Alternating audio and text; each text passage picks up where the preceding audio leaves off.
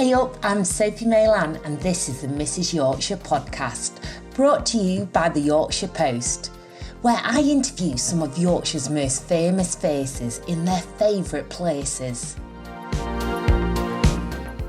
Today, we're heading to the home of all creatures great and small author, James Herriot. Of course, I'm in Thirsk, North Yorkshire. I'm also meeting one of Herriot's former apprentices and now the face of Channel 5's The Yorkshire Vet, Peter Wright. He shares with me how he never wanted to be on TV and how the show has triggered Channel 5's so-called love affair with Yorkshire. This is the Mrs Yorkshire podcast, sponsored by Whitby Seafoods, the home of Scampi. The World of James Herriot is a living museum which radiates the rich history of Herriot's former home and veterinary practice.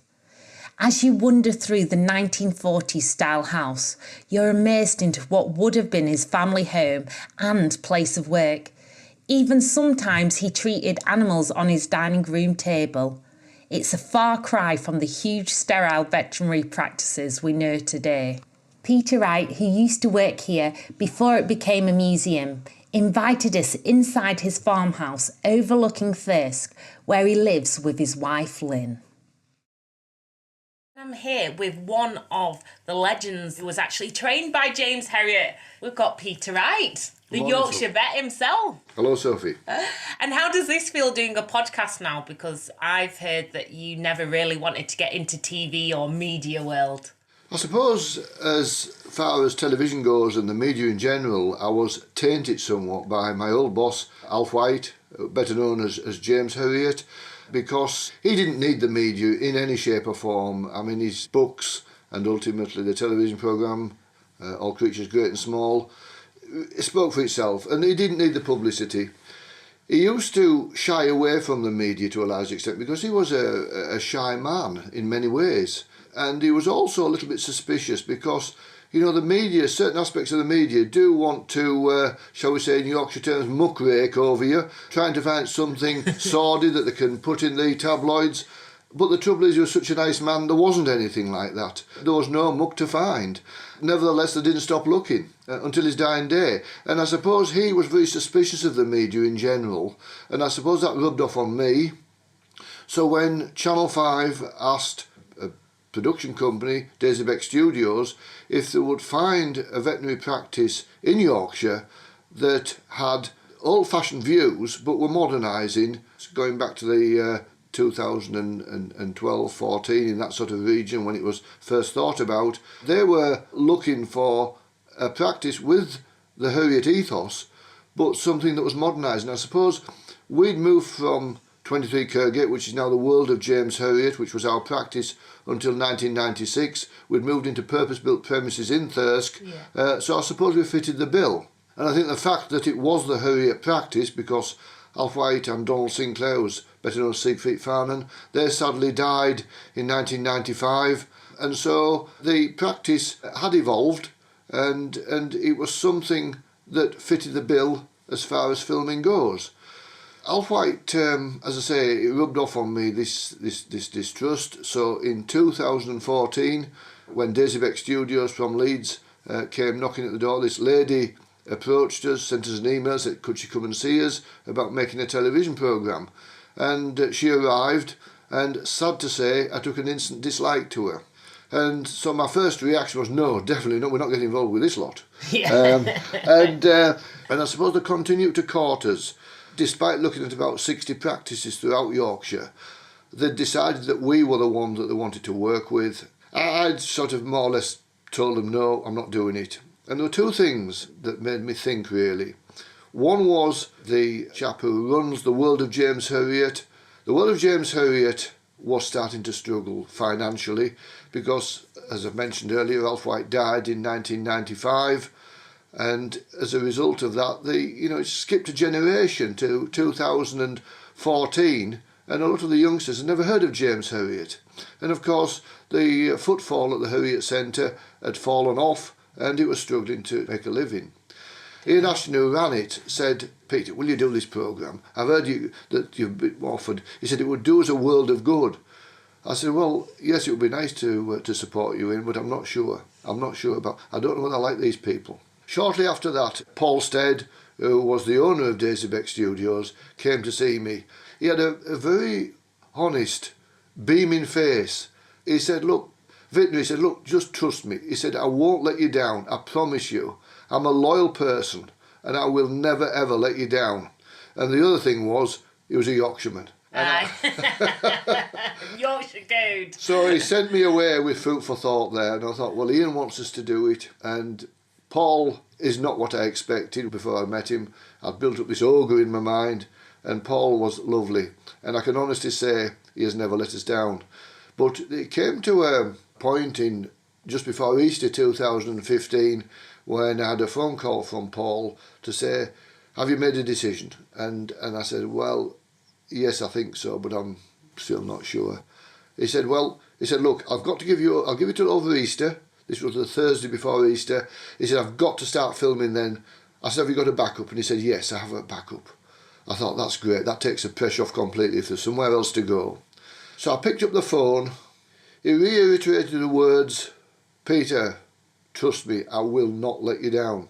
And I said, go on then, we'll give it a go. And the following day a lady turned up, that was on the Wednesday, with a camera, and she had the most wicked laugh.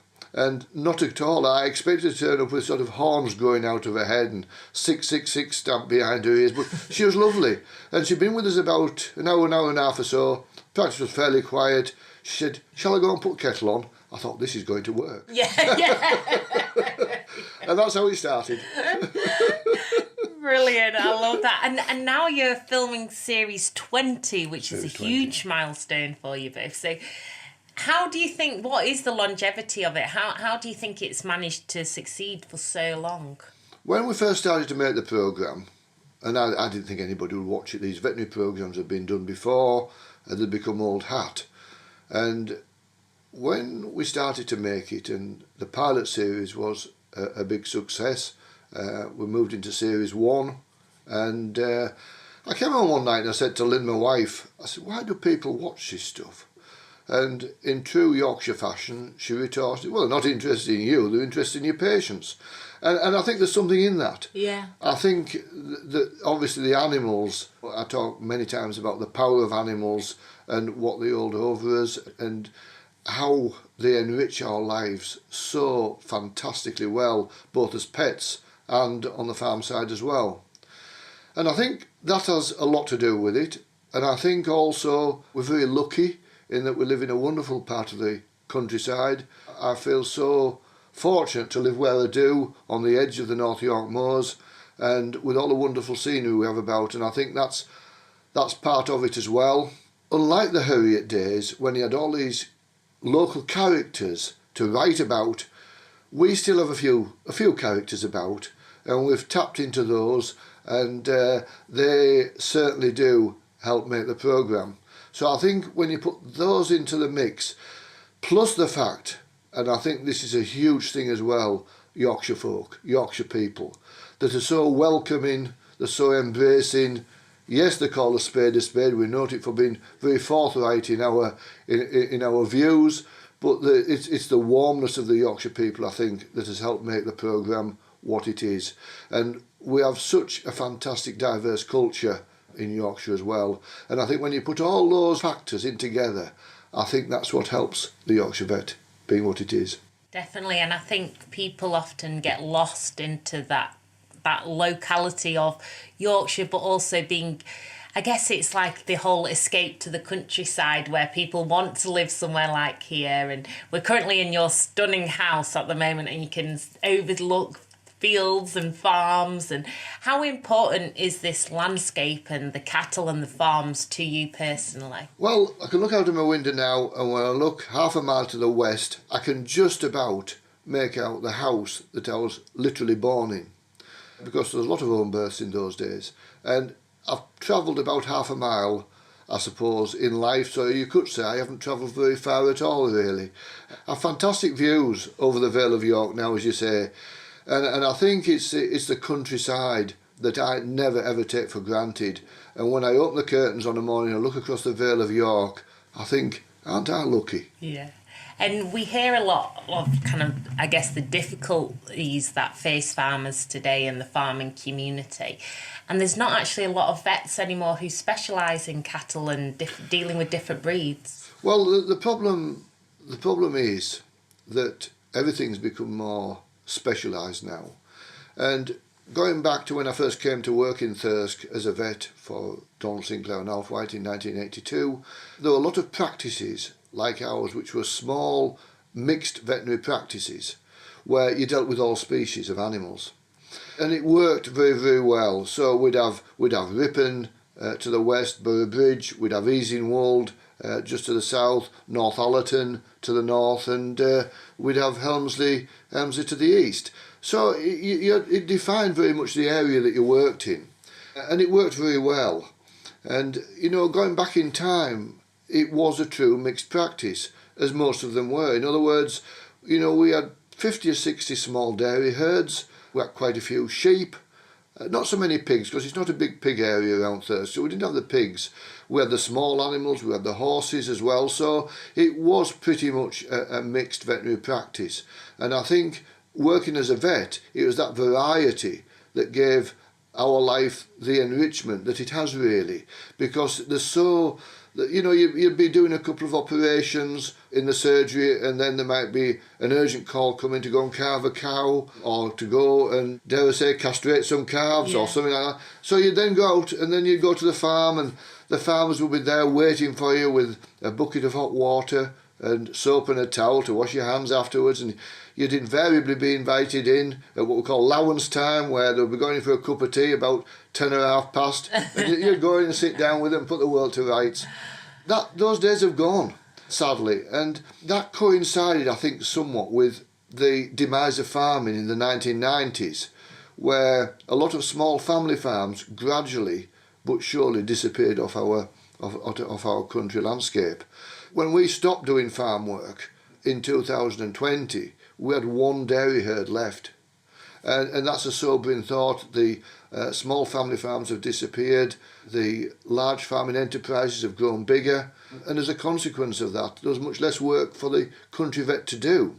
So a lot of the people who work on the farms were quite specialised as well. They'd gone to farming, they'd gone to agricultural college and this sort of thing. So a lot of the work that the vet would have done going back 40 years was being taken over by the farms themselves, and especially on the big units, because it was cheaper for them to do so.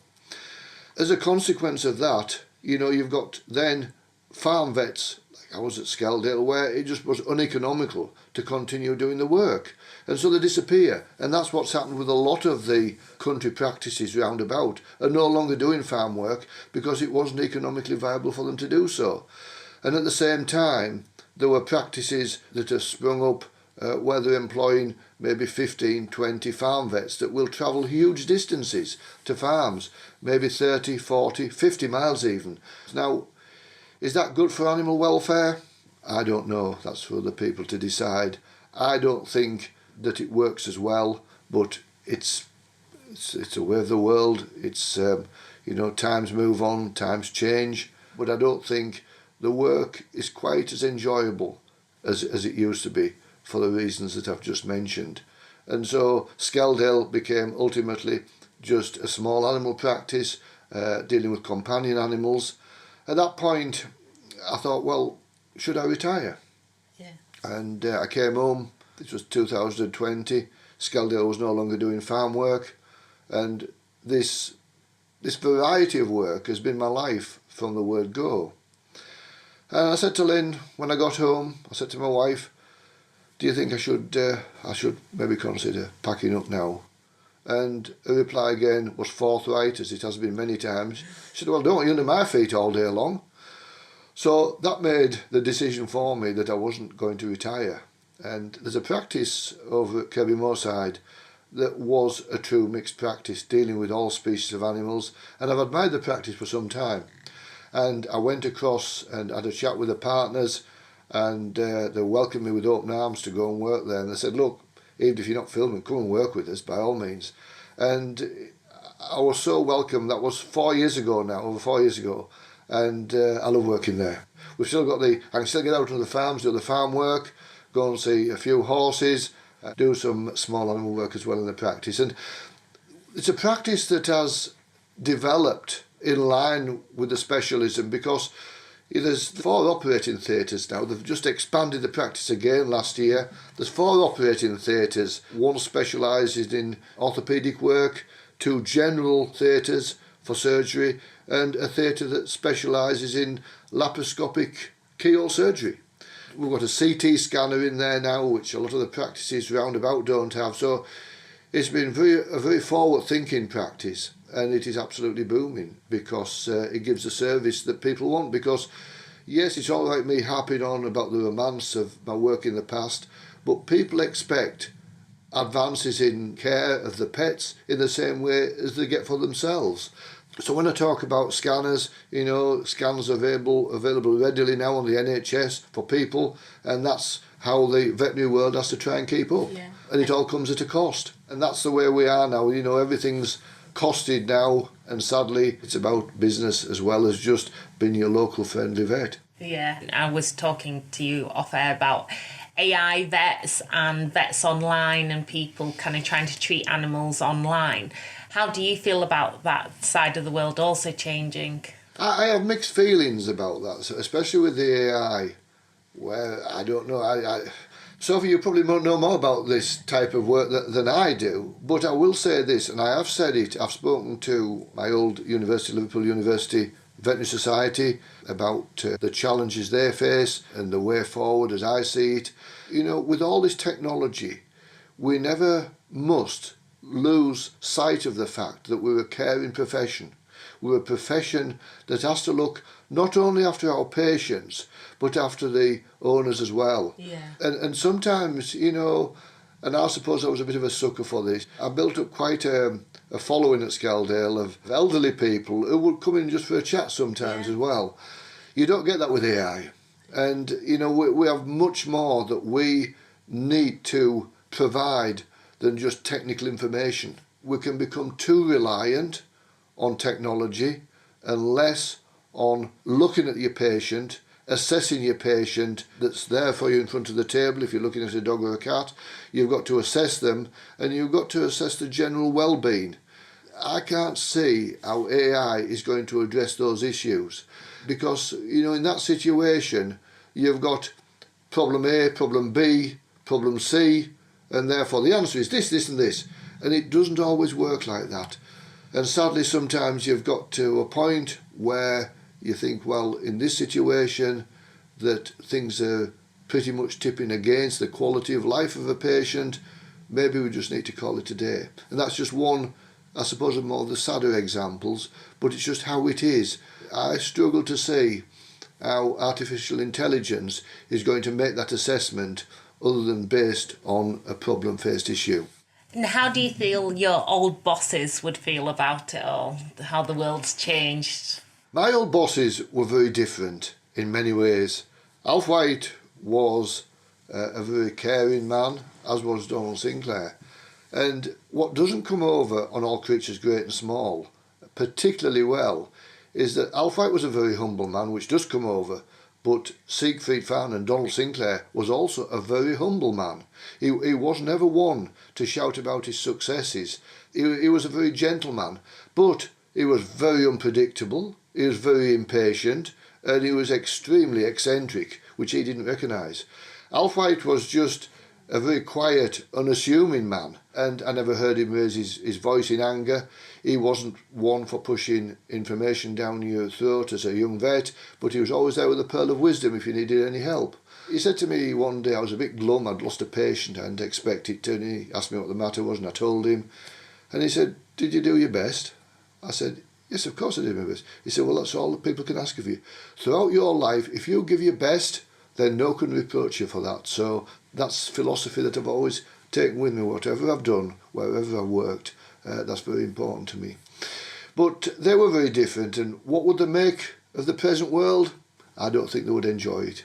Donald Sinclair probably embraced technology more than Alf White, and he would come in quite often clutching our weekly professional magazine, the Veterinary Record. He would often come in clutching it, and it's seen so-and-so, and he'd underline various things that he thought we should maybe look at considering taking on in the practice. So he was quite forward-thinking.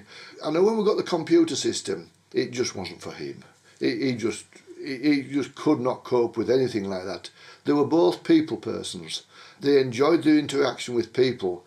Donald talked about technology and moving forward, but he could never embrace it because they're just from a different era. And I suppose, I am now, in my own way now, I suppose I'm considered to be a bit of a dinosaur as well. No, a sprightly one. And the world really has changed, and you mentioned about All Creatures Great and Small. What are your thoughts? Do you watch the series still? I do watch the series. I mean, going back in time, that's when Alf White's fame catapulted into the stratosphere in 1979 when they made All Creatures Great and Small television series. That's what really propelled him into stardom, particularly in the US. I was a veterinary student in there. I was in Liverpool from 76 to 81 as a veterinary student, and we used to sit around this crackly old television set. I think we had a coat hanger as a television aerial, and we struggled to see what was going on. We could just about make the gist of it. All 6 of us lived together in a house, but none of us could wait to sit down on a Sunday night to watch All Creatures Great and Small. At that time, they were getting somewhere between 18 and 19 million viewers every Sunday. I mean, what would television stations, what would they pay for those sort of figures nowadays? And then if we fast forward to the remake, which was done by Channel 5, the new All Creatures Great and Small, with Samuel West and Nick Ralph, Rachel Shenton, and it is wonderful to see. It is a sobering thought. I was talking to Ben Frau, who was the head of programmes at Channel 5 one day, and he said to me, he said, Peter, if the Yorkshire Vet had failed as a programme, and my love affair of Yorkshire would have stopped then, and there would have been no make of Our Great Yorkshire Life, there would have been no Cannon Hall, and there would have been no All Creatures Great and Small remake if the Yorkshire Vet had failed. Wow. And I was stunned by that by that comment. But Ben's is very forthright with his views. His granny was from Yorkshire, so I think there's maybe a little bit of blood come through there. He's got the tough muck built in. But he was, yes, and he isn't the head of Channel 5 for nothing. But at the same time, it's very different, the new version of All Creatures Great and Small from the old one. They've gone away somewhat from the books. They've gone away from the old farming characters, which to me were a huge part of the success of the first All Creatures Great and Small. But having said that, I think Robert Hardy and Chris Timothy, they did a fantastic job, and I think they got the characters off very well. I mean, Robert Hardy spent a week living with Donald Sinclair to get his mannerisms, and he was a wonderful, wonderful actor. Chris Timothy, I think, it was harder for him because Alf White, he wasn't the eccentric, flamboyant character that Siegfried was, so I think it was much harder, but I think Chris did very well in making the character of James Herriot. Now, if we fast forward, Samuel West, he had it very difficult. He never met Donald Sinclair. I have met up with him on more than one occasion, and we have talked about Donald, and he made 1 or 2 notes, because obviously I knew them very, very well, because it was like a family working at the practice. But he has done absolutely brilliantly well. In some ways, he shows Donald very well, because he shows a more thoughtful side of him, as well as the eccentricities. I mean, the eccentricities, as young vets working there, used to drive us crackers, because you never knew quite what was coming next. I think Nick Ralph, as James Herriot, has done a brilliant job. And Alf White, he was born in Sunderland, but he was brought up in Glasgow. And so he had a very soft Scottish accent. And Nick Ralph has, of course, as well. And I think the way he portrays him, I think, is absolutely fantastic. So, in a different way, with the characters, it's equally as good, even if they have gone away somewhat from the original Herriot books. But I think everything modernises, like the veterinary world does. And I think because of the modernisation, I think maybe that had to happen, and they've embroidered more and brought Helen into it as a character. They are now looking at a more youthful type of viewer. hey, the viewing figures are fantastic, so they've obviously got it right. Yeah, it's always trending on our site. And would you say you'd prefer the original series or the remake? Well, that's a tricky one.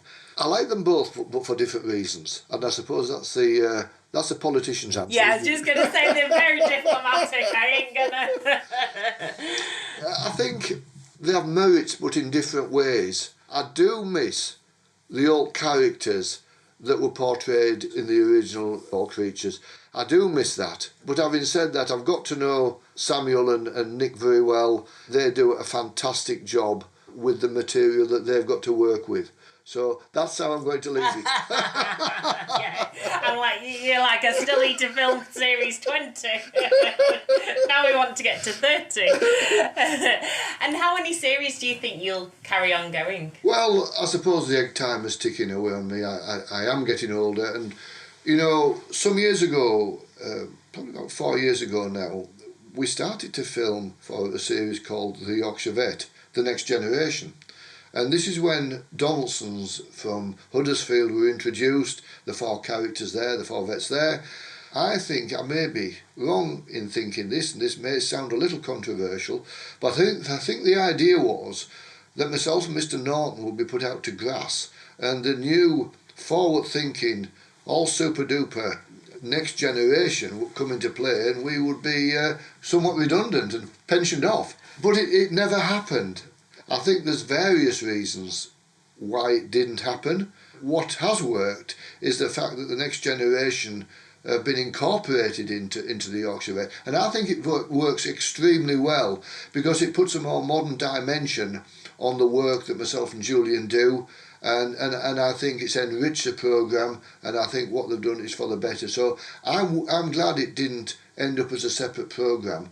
I'm glad they joined the Yorkshire Vet and made it all into one, and I think that has helped the longevity of our programme. And how has it helped to transform the world of James Herriot when it comes to the museum? Going back in time, as I mentioned, before we made the programme, Ian Ashton said, we're struggling, and they were struggling. And within a couple of series of the Yorkshire Vet, people were coming to Thirsk to see what the Yorkshire Vet was all about. So the hotels were filling up, the dining places were filling up, the pubs were filling up, the shops were doing well. And of course, alongside that, the people were coming to the Herriot Centre. Within 2 to 3 years of us making the programme, the footfall through the Herriot Centre had tripled, and it has since quadrupled from those days. So the Herriot Centre is now thriving.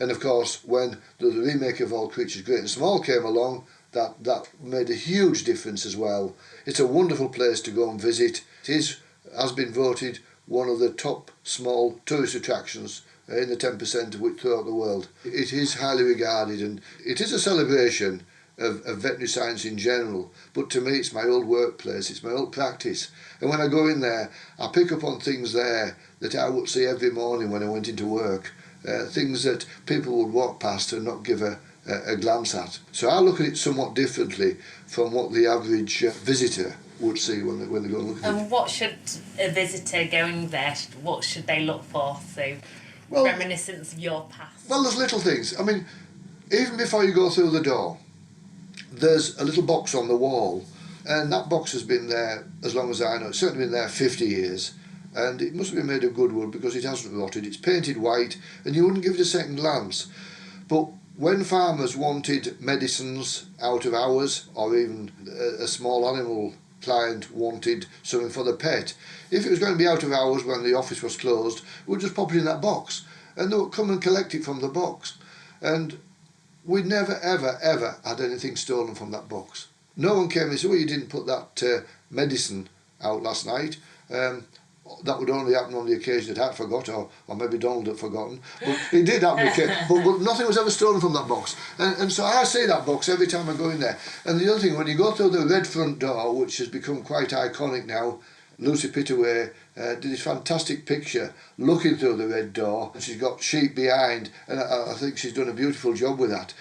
But when you go through the door, there's a second set of doors with the brass handles on. And our cleaner that always used to polish the brass handles, and it made this lovely clicking sound. And there's a beautiful mosaic floor, and this clicking sound, there's nothing to muffle the sound, so you heard this clicking of the door when you were in the front office. When we moved to Skeldale, we had this client came in, and one or two, I suppose a bit like me now, some or two clients didn't like the change to this new modern fangled veterinary practice. One of them said, Peter, I've a bit of a complaint to make. I don't like your new door, and we do miss that brass handle that makes that lovely clicking sound when you go in. And it made me think, yeah, I can see what you mean there. And I suppose, being a bit set in my ways now, I would probably have paid far more attention to that now than I did in the 1990s when we moved to Skeldale. Yeah, the clicking the handle. And the other thing is, and it's minute, but if you go into the dining room, which was our office, because of course the Whites and Donald Sinclair lived there in the 1940s, so it was their home, and it's now been transformed back to as it was in their day in the 1940s and 50s. But beside the fireplace there's a little three-pronged round socket, which means nothing to anybody, but it does to me, because Don would never have it on a table, but we used to have a kettle there in the old office beside this big storage heater that we used to lean up against when we'd been out on a cold day and we wanted warming up. But on the floor beside that was this kettle that plugged into this little round pin socket. And either Donald Sinclair, Alf, myself, the secretary, Joan, anybody would 3 o'clock time, 3:30 time, go and pick that kettle up and go and fill it up, and we'd all sit and stand there, putting the work to rights, having a cup of tea or coffee. That little round pin socket means so much to me that the fact that they haven't taken it away when they modernised the place. I love that. And how did you and James and your other boss, how did you all like your tea? How did you have your brew? Well, we all liked a drop of milk, but not too much. Donald was peculiar, as I mentioned. Donald would rarely have a cup of tea or coffee. No, far too unhealthy. And so what he used to do was he would have a mug of hot water, and occasionally he would put a slice of lemon in it. That's very healthy. Well, he was very healthy. He was. When Donald came into work, you always knew if he was ill, if he was suffering, starting with a cold or anything like that, because he would come in, and invariably we knew before he even spoke that he wasn't well, because he always tied this little red with white spots on this handkerchief round his neck, which I think he thought would help him get better. Alf would say, I think Donald's about to start with a sore throat or a cold. And you just knew because of the neckerchief. And we always found that very amusing. It could be quite abrupt. It could be very abrupt. And we're standing in the front office where people would come in to book in before they went to sit in the waiting room when they're bringing their pets in on an afternoon. And this lady who came into the office clutching her little dog, Donald, certainly when a lady came in, he would always jump immediately to attention. He was always said that Donald was a real ladies' man. And say, good afternoon, and may I help you? He was always extremely polite. She, yes, so-and-so here, I want to book in to see a vet, please. Certainly, madam. And this lady came in one day, and she looked at Donald, and he went up to her, and they were looking very closely at each other, and she said, Mr. Sinclair, you're not looking very well. He said, you're not looking very well yourself. And then immediately went to get a card out, and she went to sit down. But that was Donald. It didn't mean anything. It's just how he was. Yeah, forthright with his views. That was Siegfried. And for you, what would you like your own legacy to be? I think my legacy would be summed up in the words that I had with Alf White as a young vet. If I've done my best for people, done my best for my clients and my patients, if I've done my best and people see that, then I'll be happy to shuffle off this earth knowing that I've done my best. Thank you, Peter Wright. That's all for today's Mrs. Yorkshire podcast. Don't forget to follow us on social media at Mrs. Yorkshire, at Yorkshire Post. And of course, tune in next week for our next episode, where again we meet some of Yorkshire's most famous faces in their favourite places.